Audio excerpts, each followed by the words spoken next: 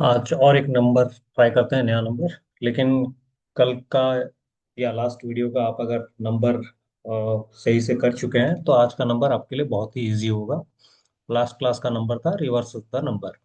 ठीक है, अगर आज नंबर आपको इजीली सॉल्व करना है तो कल आप ये प्रैक्टिस किए होंगे तो आपका आज का नंबर इजीली सॉल्व हो जाएगा।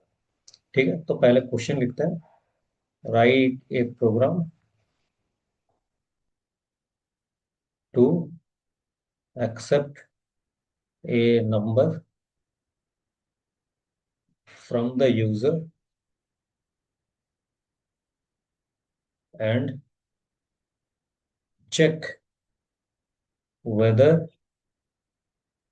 the number is palindrome or not।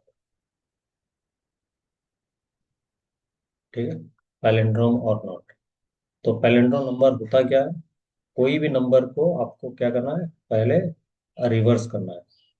अगर रिवर्स करने के बाद ये नंबर है, अगर रिवर्स करने के बाद रिवर्स नंबर और जो आप नंबर लिए ओरिजिनल नंबर दोनों अगर सेम हो रहे हैं तो उसको हम पैलिंड्रोम नंबर बोलेंगे। तो यहाँ पे 121 एक पैलिंड्रोम नंबर है, बट 123 पैलिंड्रोम नंबर नहीं है क्योंकि इसको रिवर्स करने पर 321 आएगा। तो रिवर्स नंबर और ओरिजिनल नंबर दोनों सेम नहीं है, तो इसके लिए 123 एक पैलिंड्रोम नंबर नहीं है।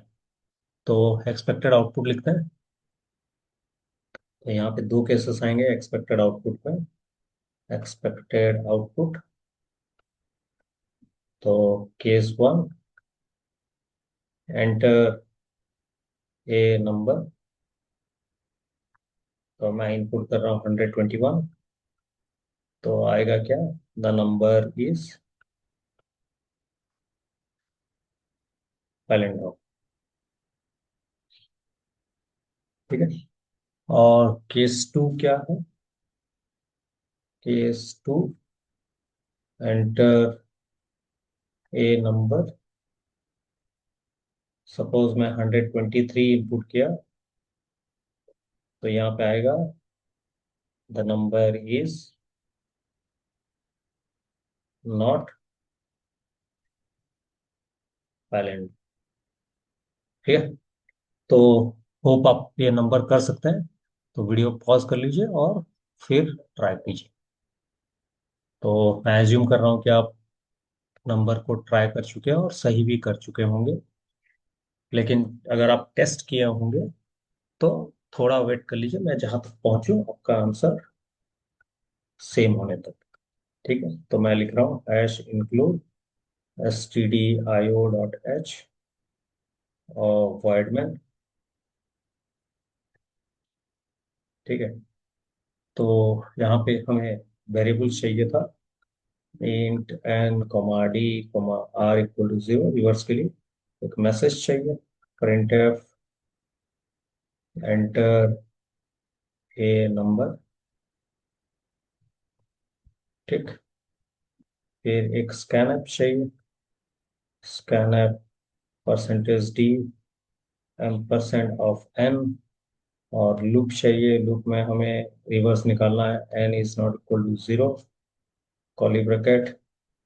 फिर यहाँ पे d equal to n mod 10, फिर r equal to r into 10 plus D, फिर n equal to n by 10, n is equal to n by 10।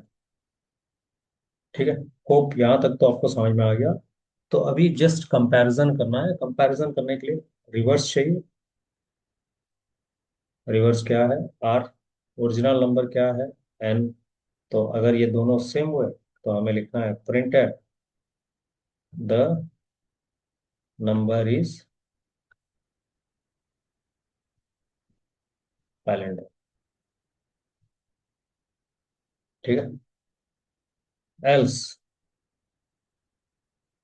Print है द नंबर इज नॉट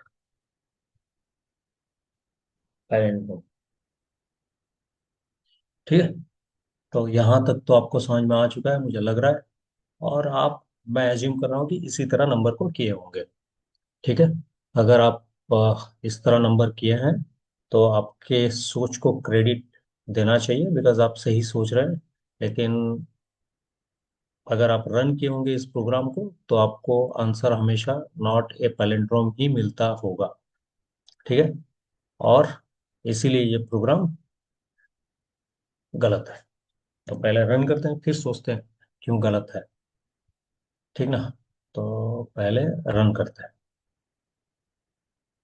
तो ऑनलाइन सी कंपाइलर, इसको open करते हैं। इसको right side में ले जाते हैं, इसको लेफ्ट साइड में डाल देते हैं और इसको हटा देते हैं। ठीक है। तो यहाँ पे ये कर्ली ब्रैकेट है, इसको हटा देते हैं।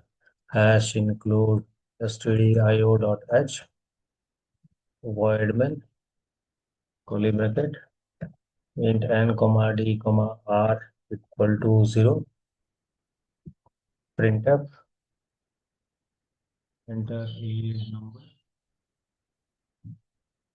Semicolon n f percentage d ampersand of n semicolon while n is not equal to 0, curly bracket, d equal to n mod 10, r equal to r into 10 plus d, और n equal to n by 10। ठीक है, यहाँ तक तो सही है। फिर if r is equal to n, यहाँ पे printf the number is palindrome, else printf the number is not palindrome। ठीक है। तो ये सही प्रोग्राम लिखे हैं हम। अब इसको रन करके देखते हैं। तो पहले डालते हैं 121, आंसर आएगा नॉट ए पैलिंड्रोम। फिर 123, इसमें भी आएगा नॉट ए पैलिंड्रोम। तो पहले इसका रीजन निकालने के लिए ट्राई करते हैं। तो इसके लिए पहले स्क्रीन को बड़ा कर देते हैं और यहाँ पे मैं एक लाइन ड्रॉ कर दे रहा हूँ। यहाँ पे एक लाइन ड्रॉ कर दे रहा हूँ और यहाँ पे लिख रहा हूँ मेमोरी, और फिर यहाँ पे लिख रहा हूँ आउटपुट स्क्रीन। ठीक है। तो स्टार्ट करते हैं। hash include stdio.h for printf and scanf, void main starting function, opening curly bracket, execution of main function, int n comma d comma r equal to 0, variable declaration which reserves space in memory, और r को 0 से assign किया। बढ़िया। printf enter a number, display the message on the output screen, enter a number। तो scanf percentage d ampersand n accept a number from the user 121 दे रहे हैं और उसको एन में स्टोर कर देगा। नेक्स्ट वाइल एन में कितना है 121 is not equal to 0, condition क्या है, कंडीशन है ट्रू। तो ट्रू होने पे कहाँ आएगा, यहाँ पे opening curly bracket, enter into while block d equal to n mod 10। N mod 10 कितना 121 मॉड 10, ये आप जान चुके हैं बट मैं इजी के लिए कर दे रहा हूँ। 10 टू सा 20, तो रिमाइंडर होगा 1। ठीक है। Next r equal to r into 10, r plus d, r में है कितना 0, 0 इंटू 10, 0 प्लस डी कितना 1, तो ये हो गया 1। तो आर में स्टोर होगा 1। N equal to n by 10, n by 10 होता है 12। फिर एंड ऑफ वाइल ब्लॉक, ऊपर गया वाइल एन में कितना है 12, 12 is not equal to 0, condition क्या है ट्रू है। Enter into while block d equal to n mod 10, 12 mod 10 कितना 2। R equal to r into 10 plus d, r में कितना है 1, 1 इंटू 10 कितना 10 प्लस डी कितना 2, 10 प्लस 2 कितना 12, और n equal to n by 10 कितना होगा 1। फिर एंड ऑफ वाइल ब्लॉक, ऊपर गया वाइल एन में कितना है 1, 1 is not equal to 0, condition क्या है, ट्रू है। Enter into while block, d equal to n mod 10, 1 mod 10 कितना होता है 1, 1 मॉड 10 0 0 1, तो 1 मॉड 10 होता है 1। R equal to r into 10 plus d, r में कितना है 12, 12 इंटू 10 कितना 120, प्लस डी कितना 1, तो कितना हुआ 121, कहाँ स्टोर होगा आर में। ठीक है। Next n equal to n by 10, 1/10 कितना 0। फिर ऊपर गया, एन में कितना है while, 0 is not equal to 0, condition क्या है फॉल्स। फॉल्स होने पे क्या होगा आउट ऑफ लूप। अब आते हैं मेन पार्ट पे। ठीक ना, यहाँ पे इफ आर में कितना है 121, एन में कितना है, ओरिजिनल वैल्यू मत सोचो क्योंकि वो सब कट के कितना हो गया 0 हो गया, तो नाउ एन इज हैविंग 0। तो इसके लिए आर 0 के साथ कंपेयर कर रहे हो, जबकि आर ओरिजिनल नंबर के साथ कंपेयर होना चाहिए, मतलब 121 मैं 0 के साथ कंपेयर कर रहा हूँ, इज नॉट इज फॉल्स। तो इसके लिए हमेशा पैलिंड्रोम नहीं दिखाएगा, नॉट ए पैलिंड्रोम दिखा रहा है। ठीक है। तो अब क्या करें, ओरिजिनल नंबर हमें कहीं ना कहीं पे स्टोर करना होगा। तो हम नंबर एक्सेप्ट करने के बाद यहाँ पे नंबर जो एक्सेप्ट कर रहे हैं उसको एक वेरिएबल में स्टोर कर देते हैं M। तो यहाँ पे मैं कलर पेन चेंज कर दे रहा हूँ। तो यहाँ पे हम क्या करेंगे, स्कैनएप के बाद हम यहाँ पे लिखेंगे m is equal to n।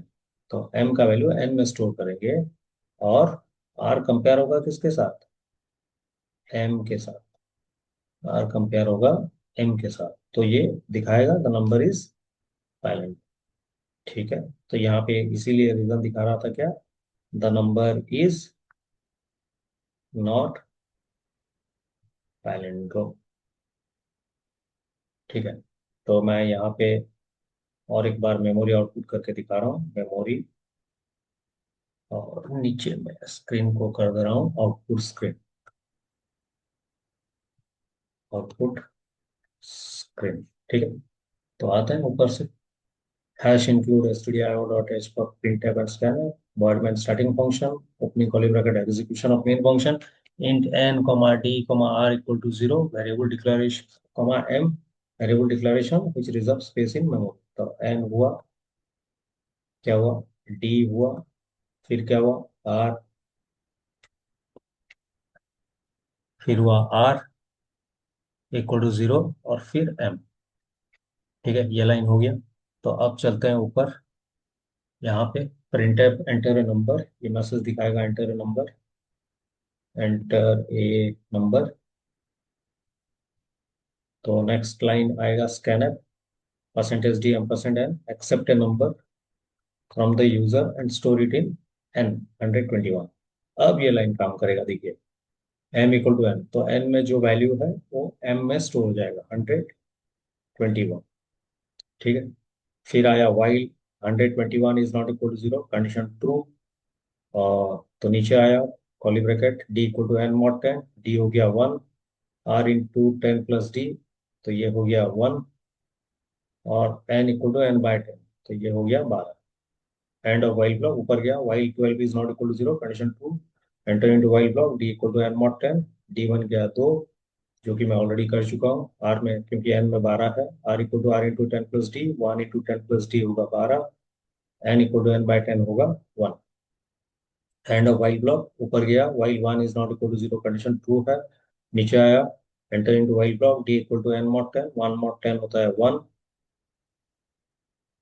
Are equal to r into 10 plus d, तो 12 इंटू 10 120 प्लस 1, तो 121, n equal to n by 10 हो गया आपका कितना 0। एंड ऑफ वाइल ब्लॉक, ऊपर गया while 0 is not equal to 0, condition false है। अब आते हैं नीचे, आर में कितना है 121, एम में कितना है 121। ठीक ना। तो कंडीशन क्या है, ट्रू है, इसके लिए यहाँ दिखाएगा द नंबर इज वैलिड। ठीक है। तो अब ट्राई करते हैं हमारा प्रोग्राम, जहाँ पे हम लिखे हैं। तो यहाँ पे और एक वेरिएबल एक्स्ट्रा ले लेते हैं, और इनपुट के बाद हमें क्या करना है, m इक्वल टू n करना है। और यहाँ पे कंपैरिजन किसके साथ होगा, एम के साथ होगा। ठीक है, तो 121 the number is palindrome, 123 the number is not palindrome, 22 the number is palindrome. Hope आपको समझ में आ चुका है। बहुत बार स्टूडेंट्स जब नया नया पढ़ते हैं एक मिस्टेक करते हैं। हम क्या लिखे हैं, एम इक्वल टू एन, लेकिन स्टूडेंट्स गलती क्या करते हैं, एन इक्वल टू एम कर देते हैं। तो यहाँ पे ध्यान में रखिए, इक्वल टू के राइट साइड का वैल्यू लेफ्ट साइड में स्टोर होता है। तो यहाँ पे अगर कर रहे हैं, एम में क्या वैल्यू है, एम में कुछ भी वैल्यू नहीं है, गार्बेज है, गार्बेज जाके एन में स्टोर हो जाएगा, क्योंकि एन में तो ऑलरेडी हम वैल्यू दे चुके हैं। एन में 121 दिए थे, लेकिन एम जब स्टोर हो जाएगा यहाँ पे, ये गार्बेज बन जाएगा। क्या वैल्यू होगा हमें भी नहीं मालूम। तो ध्यान में रखिए, ये अगर आप लिख रहे हैं प्रोग्राम में, तो ये आपको आंसर देगा ही नहीं। तो इसके लिए हमेशा एन का वैल्यू एम में स्टोर कीजिए, जो कि इक्वल टू के राइट साइड का वैल्यू लेफ्ट साइड में स्टोर होता है। होप आपको समझ में आ चुका है। तो इसको प्रैक्टिस करिए, नेक्स्ट वीडियो में और कुछ नंबर के साथ मिलते हैं।